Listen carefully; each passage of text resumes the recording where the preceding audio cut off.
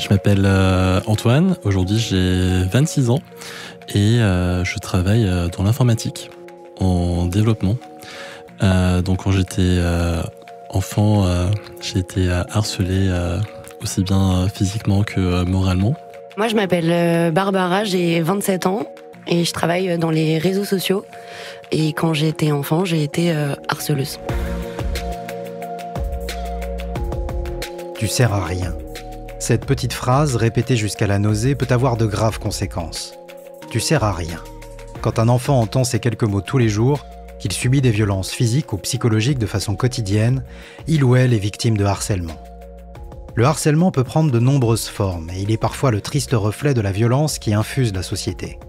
C'est ce que nous raconte Antoine, qui témoigne dans cet épisode des discriminations et violences qu'il a subies en lien avec son origine ethnique et son orientation sexuelle. Nous verrons aussi que le harcèlement est l'affaire de toutes et tous, que nous pouvons parfois être auteurs de violences sans en avoir conscience, comme Barbara, qui au collège a tourné le dos à une amie marginalisée pour rejoindre le groupe qui la harcelait. Son témoignage interroge notre responsabilité individuelle et collective. Enfant lambda, j'ai juste grandi normalement. J'ai grandi dans Paris. J'étais plutôt réservé. J'étais plutôt timide, j'avais pas un groupe d'amis très grand. Donc je traînais toujours avec les 2-3 personnes que j'avais autour de moi. Et j'avais tendance à plutôt m'isoler dans un coin plutôt que d'aller vers les autres. Moi, enfant, j'étais une enfant assez normale aussi. J'étais un peu dodue, mais pas non plus considérée comme en surpoids. J'étais une enfant qui aimait bien la mode, j'avais envie d'avoir les derniers sacs, les choses comme ça, quoi. Moi, mes parents ont divorcé quand j'étais toute petite, j'avais 3 mois, et du coup, j'ai beaucoup déménagé avec ma mère. J'étais une enfant assez réservée, qui était beaucoup avec les adultes. Je me rappelle que ma mère me disait souvent, je t'emmenais au parc, mais tu jouais toute seule, quoi, t'allais pas vers les enfants. J'avais 2 sœurs. Donc j'ai grandi avec toute ma famille. C'était plutôt classique. C'est papa et maman qui font à manger. J'ai mes sœurs qui m'aidaient à faire mes devoirs quand j'entrais à la maison. J'ai toujours eu des facilités à l'école, on va dire, et c'était pas un endroit qui me posait souci. J'aimais bien aller à l'école. J'étais un peu paresseuse, mais j'étais pas dans les meilleurs élèves, mais je me maintenais, quoi. J'étais pas fan de l'école, mais c'était pas un endroit qui me dérangeait, quoi. Avant de me faire harceler, j'étais toujours au premier de la classe. Donc toujours à faire tâche, parce que je finis toujours les leçons en avance ou l'exercice en avance. Donc au final, il y a dans différentes classes que j'ai eues en primaire, le professeur a préféré me mettre à part pour me donner plus de choses à faire et m'avancer par rapport aux autres pour m'occuper. Vu que j'arrivais à avancer plutôt vite, à un moment, le professeur a proposé à mes parents de me faire sauter une classe. Sauf que mes parents ont préféré me laisser dans la même classe. Et donc j'ai continué ma scolarité en primaire de cette manière. J'étais le petit geek de la classe. Donc la personne qui reste toujours sur son ordinateur et qui débug l'ordinateur du professeur quand il ne fonctionne pas. Et en fait, c'est vraiment le fait de ne pas être dans la norme. Donc de ne pas être au sein de la classe, entre guillemets, normale. Et vraiment d'être à l'écart de toute la cour de récré. Alors moi, ça a commencé au niveau du collège. Dès que je suis arrivé au collège en 6e. Ça a commencé avec des tapes sur la tête par d'autres élèves dans ma classe. Ça au départ physique. Et ensuite, ça a pris sur des insultes. Et ça a été ça pendant une partie du collège. C'était la période où du coup il y avait des cours qui étaient groupe A, groupe B. Donc il y avait des passages dans tous les couloirs. Et je me souviens que j'attendais le professeur passer et les 2 personnes qui me tapent dessus sur le passage. C'était gratuit. Incompréhension. Donc je me dis soit ils ont passé une mauvaise journée. Et au bout de la 2e, 3e fois, on se dit qu'est-ce qu'on leur a fait et qu'est-ce qu'ils veulent au final. Ils veulent me taper tous les jours? Est-ce qu'ils veulent juste avoir de l'attention? Et ils étaient dans ta classe? Et ils étaient dans la classe à chaque fois. Et en 4e et 3e, non, du coup? Non. Moi, je pense que les choses commencent vraiment quand je rentre en 6e. En fait, j'arrive dans une nouvelle ville, un nouveau collège. Et c'est assez difficile parce que la 6e, c'est quand même une espèce de rite de passage où on est quand même assez effrayé. Et moi, je me souviens d'avoir très très peur d'arriver dans un collège où je connais personne, et d'autant plus dans une ville où je connais vraiment personne. Je me rapproche d'une fille de ma classe qui est elle-même très isolée et qui a très peu d'amis, mais on s'entend bien, et surtout c'est une des seules personnes qui se tourne vers moi quand j'arrive dans ce collège, et commence un peu une amitié, on va dire, et donc très vite on devient copines, quoi. Donc elle vient dormir à la maison, je vais dormir chez elle. Nos parents se connaissent, enfin ma mère connaît ses parents parce que j'habitais seule avec ma mère à ce moment-là. Et je remarque des choses assez vite, par exemple qu'elle est très isolée dans la cour de récréation, que les gens la connaissent mais en fait la connaissent pas vraiment, quoi. Et je me rappelle que du coup, au début, ça se manifestait un peu par des espèces d'altercations où on pouvait avoir des réflexions dans la queue de la cantine. Après, moi, j'en étais très préservée. C'est surtout elle qui s'en prenait, et je comprends très vite que c'est des choses qu'elle vit en fait depuis l'école primaire, parce qu'elle est avec des gens avec lesquels elle a grandi. Et donc, voilà, ça va être des tu t'es pas coiffé ce matin. Des choses comme ça, auxquelles à force, en fait, on fait même plus attention, quoi. Et après, il y a un peu toutes ces règles tacites du collège qui rentrent en compte, parce que c'est vrai que la cour de récréation au collège, c'est vraiment une espèce de mini-société, quoi. Enfin, il y a les gens qui sont dits populaires, les gens auxquels on fait pas trop attention, et ensuite, ce qu'on appelait à l'époque, ce qui est un terme horrible, hein, mais les bolos, quoi, en quelque sorte. Et il y a des strates comme ça qui se créent avec des codes qui sont quand même bien définis. Et vient le moment où moi, je commence à être amie avec des gens qui sont un peu plus populaires. Et c'est très bizarre à dire, mais à franchir un peu les strates, quoi. Et à ce moment-là, on se dispute, et à tel point qu'on se dispute fort, et surtout à tel point que moi, je commence à passer de l'autre côté, en fait. Et quand on commence à je sais pas, lui faire des réflexions, bah moi je vais rigoler avec les gens qui lui font des réflexions, et plus lui dire on s'en fiche.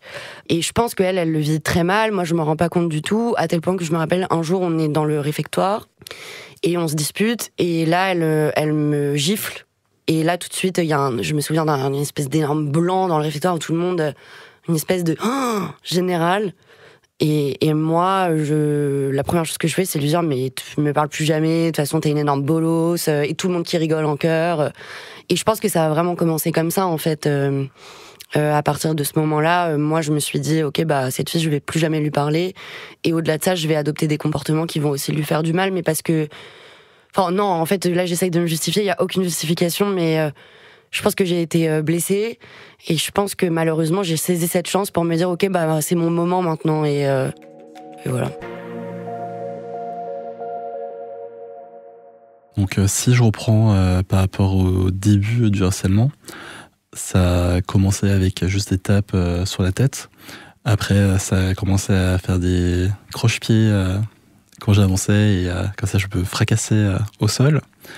Et ensuite, ça a repris sur des insultes au bout de 2-3 mois plus tard. Mais ça s'est fait progressivement. C'est-à-dire qu'au début, c'était léger, et ensuite, ça a été de plus en plus violent avec ces deux personnes-là. Les personnes autour de moi regardaient leur godasse ou regardaient autre chose, parce qu'ils n'avaient pas envie d'être en victime également. Avec le recul, je pense que c'est plus un choix de sécurité qu'ils ont fait. Et ils se sont dit que si je lui viens en aide, je risque d'avoir des problèmes également. Et le fait d'en rire, ou pour faire écho à ce que disait Barbara, on préfère en rire et se fondre dans la classe, et plutôt que faire tâche et être à part. Donc on préfère en rire comme tout le monde. Au sein de la classe, on commence à se faire ressortir, parce que on est la seule personne qui se fait harceler. Et je me souviens d'avoir un ami qui me demandait si ça allait à la fin. Et moi, en fait, je commençais à pleurer dans un coin. Et je me souviens, une fois, d'arriver en retard pour un cours, parce que j'étais parti aux toilettes en train de pleurer et me cacher. J'ai accepté d'être harcelé, je pense. C'est-à-dire qu'au début, je me sentais pas bien. Et en fait, à un moment, je me dis, soit ça va être quelques années de ma vie et je vais passer outre. Donc au début, je me sentais mal d'aller à l'école. Et au bout d'un moment, en fait, ça devient une norme. Le fait de se faire taper, de se faire insulter. Ça fait mal, mais on passe au-dessus de ça au bout d'un moment. Donc on commence à essayer d'être dans la norme. Donc j'ai arrêté de travailler sur ma scolarité. J'ai commencé à essayer de rigoler quand les gens rigolaient. Et on tente de faire comme les autres. Aujourd'hui, je me demande est-ce que c'était ma faute ou est-ce que j'ai subi? Et est-ce que j'aurais pu faire mieux? Ou j'aurais pu faire comme les autres? Et je pense qu'à l'époque, je m'en rendais pas compte et je me rendais malade. C'est qu'est-ce que j'ai mal fait pour ne pas être intégré vis-à-vis des autres? À un moment, en fait, je me faisais harceler parce que j'étais pas le caucasien moyen dans la cour de récré. Et je me faisais harceler par d'autres personnes qui étaient d'origine différente. Et en fait, ce qui est moche à dire, c'est que si on n'est pas caucasien moyen dans une cour, bah en fait, on peut se faire harceler pour X ou Y raison. Et directement, ça va être des insultes sur notre physique, notre couleur de peau. Et en fait, d'être stigmatisé dessus, ça met mal, parce que c'est quelque chose que, là, pour le coup, on n'a pas le choix. C'est pas des paroles que l'on va avoir, c'est pas des actions que l'on va faire. Ça faisait partie des insultes que j'ai eues pendant ma 6e et 5e.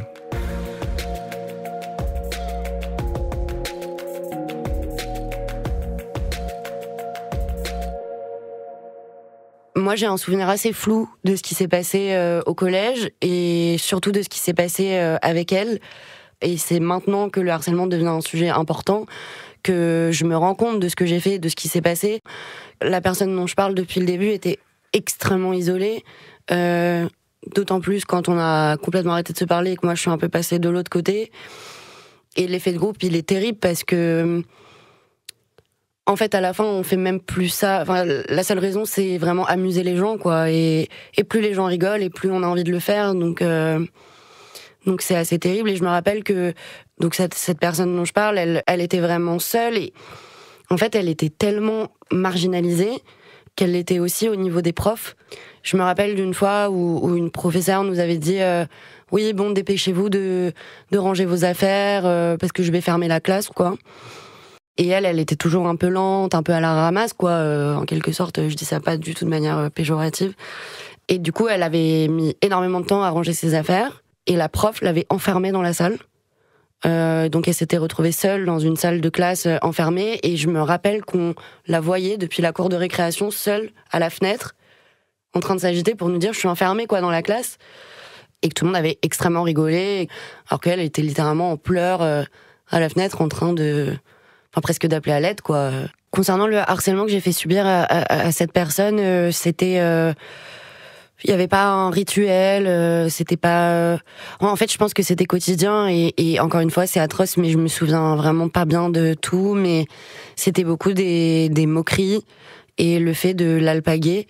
Par exemple, je me souviens de scènes où elle pouvait pas faire de sport, je sais plus trop pourquoi. Donc quand on sortait tous des vestiaires, elle avait son manteau et je me rappelle que je disais toujours que son manteau ressemblait à un peignoir. Donc voilà, je pouvais prendre les autres à partie en criant et en disant « Ah, regardez, elle a encore mis son peignoir aujourd'hui ». Je me moquais, je me souviens d'elle dans ses excès de colère. Souvent, elle avait des crises ou elle avait des excès de colère. Je lui disais « Ah non, mais calme-toi, là, t'es ridicule ». En fait, c'était vraiment des moqueries. Que je me rappelle notamment d'un événement où on est parti en classe de neige au ski. Et le dernier jour, il faisait extrêmement froid. Vraiment, on se gelait, quoi, tous. Et je me rappelle que le professeur de PS nous a dit, pour rire, « oui, bah si vous avez trop froid, faites-vous pipi dessus, ça vous réchauffera. Et le fait est qu'elle l'a vraiment fait. Et qu'à partir de ce jour-là, ça a dû être horrible pour elle parce que tout de suite, ça a été des moqueries. Ah non, mais regardez, elle s'est fait pipi dessus. Non, mais regardez, non, mais j'y crois pas. Non, mais elle est trop bête. Non, mais elle est trop débile. Et et ça l'a suivi, quoi. Et pour nous, c'était parfait, quoi, d'avoir ce truc, de se dire, ah ouais, elle est vraiment trop bizarre, quoi. Enfin, je crois que surtout le harcèlement, c'était un non-sujet pour nous. Ça n'existait pas. Enfin, on savait pas ce que c'était et on savait pas les conséquences que ça pouvait avoir. Alors, je pense qu'on parlait de harcèlement, mais à vrai dire, je sais même pas si on avait le terme harcèlement scolaire, etc. On se rendait bien compte qu'il y avait des choses qui étaient pas normales, des gens très isolés, des moqueries, etc. C'est comme si aussi il y avait une espèce de hiérarchie dans le harcèlement, parce que moi j'ai des copines ensuite qui ont vécu du harcèlement, mais alors pour le coup plus des choses voilà, avec des photos intimes qui ont fuité, qui ont tourné dans le collège, du revenge porn, un peu comme on appelle ça. Et ça, pour le coup, on se dit, oh là là, mais c'est l'enfer, c'est si grave, faut qu'on aille voir la police. Enfin, on n'avait pas du tout d'échelle, en fait. Alors qu'à côté, ce qu'on pouvait faire subir à d'autres personnes à une moindre échelle pour nous, ça nous paraissait, mais... Enfin, jamais, je pense, j'aurais pu dire que c'était du harcèlement, quoi. Et ça, pour le coup, ça avait vraiment choqué tout le lycée, quoi. Moi, j'avais une de mes meilleures amies qui avait une photo d'elle intime qui était... sortie, et vraiment je me rappelle qu'on la recevait de numéros inconnus plusieurs fois par jour sur nos portables, voilà, et c'était le tout début des réseaux sociaux. Il y avait des groupes Facebook qui avaient été créés avec son nom, son prénom, en disant elle c'est la du collège, avec des gens, elle avait des messages qui s'affichaient sur son mur Facebook en continu, je me souviens, et pour le coup là je me rappelle me dire mais c'est révoltant, c'est horrible. Enfin, comment c'est possible, on va aller voir le proviseur, etc. Alors qu'à côté, ce qu'on pouvait faire subir à d'autres personnes à une moindre échelle pour nous, ça nous paraissait, mais enfin, jamais, je pense, j'aurais pu dire que c'était du harcèlement, quoi. En fait, c'était une amie qui, effectivement, avait envoyé des photos intimes à un garçon, et aussi qui avait couché avec un garçon extrêmement populaire du collège, et qui était en couple avec une fille extrêmement populaire, vraiment le roi et la reine du collège. Et quand ça s'est su, je me rappelle qu'il y a beaucoup de gens qui l'attendaient devant le collège, avec des menaces de la frapper. Enfin voilà, on avait presque dû l'escorter, quoi, en sortant du collège. Elle avait dû partir plus tôt pour se réfugier chez elle. Et à ce moment-là, il y a des pages Facebook qui avaient été créées. Je me rappelle que sur son mur Facebook, vraiment, il y avait des messages, mais qui pleuvaient, quoi, où elle se faisait insulter, traiter de tous les noms. Enfin, c'était vraiment... atroce. Et je saurais même pas dire comment ça s'est réglé. Je crois que la page Facebook a été fermée et qu'avec le temps, ça s'est tassé. Mais c'était vraiment d'une extrême violence. Je crois que cet événement n'a pas du tout remis en perspective ce qui s'était passé les années suivantes. Parce que déjà, c'était pas du même ordre. Et en fait, moi, je me suis pas posé la question parce que moi, j'étais là pour sauver mon ami, quoi, qui allait bien mal, et comme c'était du cyberharcèlement et que c'était quelque chose de très nouveau, je l'ai pas du tout mis en parallèle, je pense. Je pense que les réseaux sociaux, ça apporte beaucoup de mal, mais si on le souhaite, ça apporte beaucoup de bien aussi. Et j'essaye un peu de faire le bien maintenant. Alors, ça a duré pendant 2 ans. Et ensuite, je les ai pas recroisés, parce que je pense qu'ils avaient changé d'établissement ou je ne sais pas. Et ça a arrêté après ma 5e. Et ensuite, ça a repris, mais autrement. Il y a d'autres personnes qui sont apparues à leur place. Et ça a arrêté d'être physique, et ça a commencé à vraiment être moral. C'est-à-dire, je faisais tâche, et au début, c'était quelques insultes à gauche à droite, parce que je commençais à m'enrober, et on disait acheter le gros par-ci par-là. Et à un moment, on a commencé à venir me voir tous les jours pour nous demander « Antoine, t'es gay ? T'es gay ? T'es gay ? T'es gay ?» Et ça n'a pas arrêté jusqu'à ma terminale. Au quotidien, en fait, c'est dur parce qu'on se découvre soi-même et ça ne permet pas de s'accepter. C'est-à-dire qu'à l'époque, je me souviens que je l'acceptais pas réellement. Et ce qui m'a dérangé à l'époque, c'était de me dire qu'est-ce que j'ai fait pour mériter ça ? Pourquoi il pense que je suis gay ? Qu'est-ce que j'ai fait de mal ? Ça met une pression au quotidien, parce qu'on se dit si je l'affirme, est-ce que ça va être pire ? Je choisis mon combat. Donc le combat que j'ai choisi à l'époque, c'était je préférais rester dans cette relation toxique où la personne vient me voir dès que possible, plutôt que tenter le diable et me dire je sais pas ce qui va arriver si je dis oui en fait je suis gay. C'est une question qui me travaillait déjà moi-même, et le fait de me faire harceler dessus n'a pas aidé. À l'époque, c'était pas courant d'en parler du tout, et c'était une insulte de dire ah bah il y a le PD dans la rue. J'ai commencé à dessiner des gens qui se pendaient dans mon cahier à un moment donné, et je pense qu'il y a un prof qui a dû remarquer, et où j'ai été convoqué chez le médecin scolaire. Je savais même pas que ça existait à l'époque, et qui me demande oui si ça va pas, est-ce que t'as des envies suicidaires, et je me souviens de pas avoir parlé du tout, enfin d'être bombardé de questions, et juste rester muet tout le long. Et je me souviens à l'époque où j'ai juste pleuré pendant, je pense, un bon moment, et qu'on m'a laissé rentrer chez moi juste après. Donc, première fois de ma vie où je sèche les cours. Et non, c'était c'était pas un appel à l'aide direct, mais je pense que je le faisais quand je dessinais dans mon petit cahier. Mais en fait, je me disais ça sert à quoi de vivre ça ? Donc en fait, autant que ça s'arrête. Et à un moment, je me suis dit, j'habitais dans un immeuble qui était plutôt haut, et je me suis dit, je vais juste sauter par la fenêtre. Ce sera plus facile que retourner à l'école demain.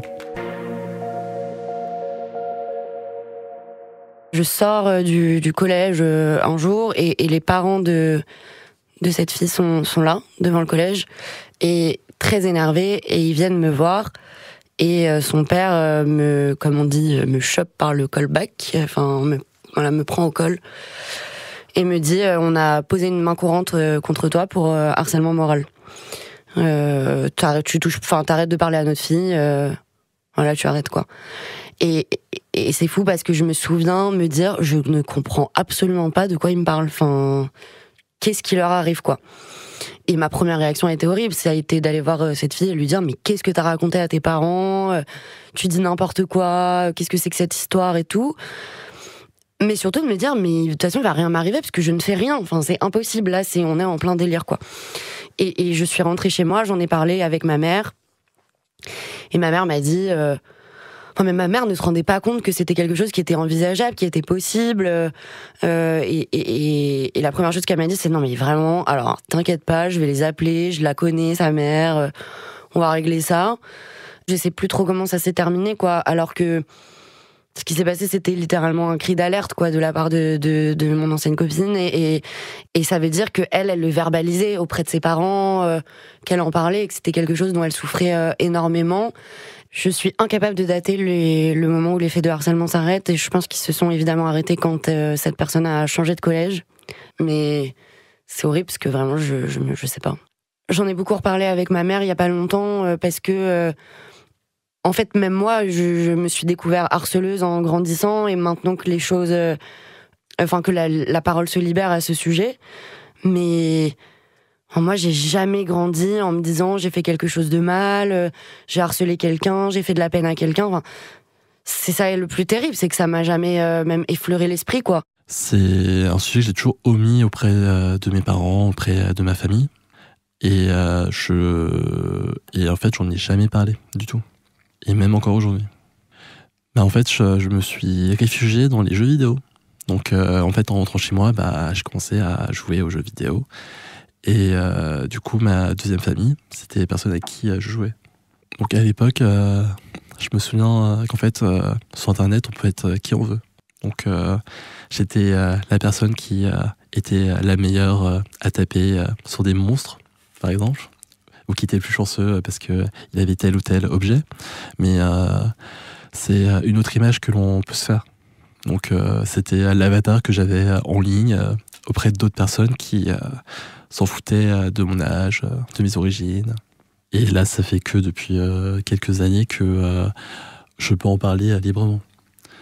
Quand j'ai commencé les études supérieures, j'ai commencé mes premières années sans réellement en parler, et je me suis ouvert que au bout de la 2e, 3e année. Mais ça a rallongé mon processus d'acceptation de soi-même.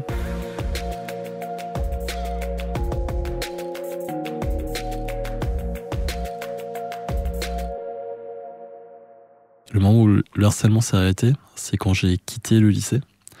Et le fait d'être en études supérieures, ça a changé la donne, parce que tout le monde, entre guillemets, est content d'être présent. C'est marrant ce que tu dis, parce que moi, j'ai fait une école de commerce. Et l'école de commerce, c'est vraiment à plus haute échelle ce qui se passe au collège et au lycée, quoi. Et je suis trop contente pour toi si après t'as pu te libérer de ce regard-là, parce que moi j'y ai été empreinte encore pendant longtemps, tu vois, même en tant qu'ancienne harceleuse. L'école de commerce, t'as aussi ce truc où faut que tu fasses partie des cools en fonction de l'association que tu choisis. T'es plus ou moins quelqu'un dans les hiérarchies sociales. Enfin, moi c'est quelque chose qui m'a suivi et qui me suit encore, et duquel j'ai énormément de mal à me libérer. Et si toi t'as réussi à faire ça, c'est peut-être ta plus belle des victoires aujourd'hui. Et je pense que ce qui a aidé aussi, c'est le fait d'avoir fait des études en informatique. Ça fait que toutes les personnes autour de nous jouent jusqu'à 4h du matin, et tout le monde est dans le même tas. Et en fait, c'est la norme pour n'importe qui. T'as trouvé ta norme à toi. Voilà, exactement. En soi, ce que j'ai appris, et je le vis encore aujourd'hui, c'est ça, on peut être qui on veut, ça ne gêne pas. Et vaut mieux s'affirmer haut et fort plutôt que rester dans un coin.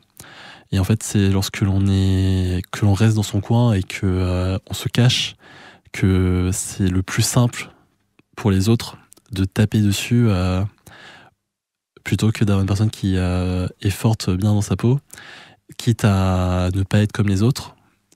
Et c'est lorsque l'on se sent fort que les autres nous lâchent. Je pense que c'était important pour moi de témoigner, parce qu'en fait, je pense que évidemment, ce serait mentir que de dire que je fais pas ça, quelque part aussi peut-être pour demander pardon et pour encourager tout le monde à être bienveillant, quoi. Parce que ce qui s'est passé quand j'étais au collège, c'est aujourd'hui à 1000 lieues de ce que je suis aujourd'hui. Et d'en prendre conscience aujourd'hui, ça me fait juste dire qu'il faut toujours faire attention aux gens, toujours regarder ce qui se passe autour de soi, comment vont les autres, et toujours prendre du recul sur les situations, même quand c'est très difficile, parce qu'encore une fois, je pense que tout ça s'est produit parce qu'on souffrait tous énormément. Alors, je suis surtout venu témoigner en me disant ok, parfois ça peut être dur, mais en fait, au bout d'un moment, ça va mieux. C'est pas la fin du monde réel, et au bout d'un moment, ça ira toujours mieux. Et je pense que je suis pas un cas isolé, et de se dire que même en changeant, on peut choisir ce que l'on fait de notre vie.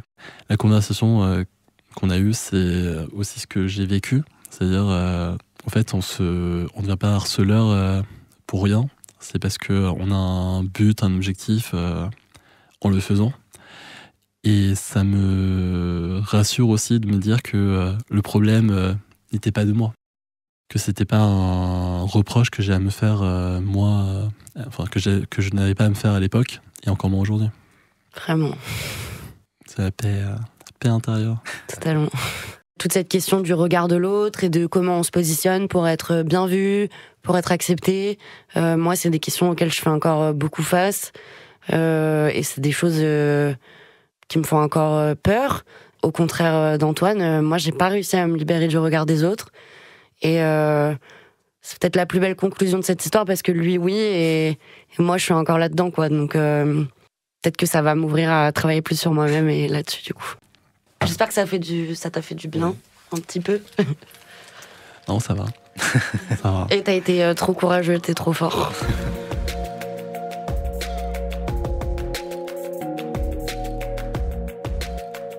Antoine a vécu un traumatisme quand il était adolescent. Comme des milliers de jeunes, sa vie en a été bouleversée. Barbara, elle, a harcelé une camarade et l'a fait souffrir, sans se rendre compte de la portée de ses actes. Pourtant, aujourd'hui, tous les deux ont accepté de témoigner pour nous sensibiliser et prévenir les faits de harcèlement. 5% des élèves en élémentaire, 6% au collège, 4% au lycée sont victimes de harcèlement. Cette série de podcasts leur donne la parole. Leurs témoignages sont parfois durs et toujours bouleversants. Mais aussi tellement nécessaires, car le harcèlement et le cyberharcèlement sont des phénomènes qui nous touchent toutes et tous, partout en France. Si vous êtes victime de harcèlement ou si vous constatez des phénomènes de harcèlement, parlez, alertez, faites du bruit. Et si vous avez besoin d'aide, composez le 3018, un numéro de téléphone qui répondra à toutes vos questions. Toutes les informations sur la lutte contre le harcèlement à l'école sont à retrouver sur info.gouv.fr. Dans le prochain épisode, nous entendrons le témoignage d'Enola, une enfant introvertie et isolée, harcelée par des camarades de classe de la 6e à la 4e.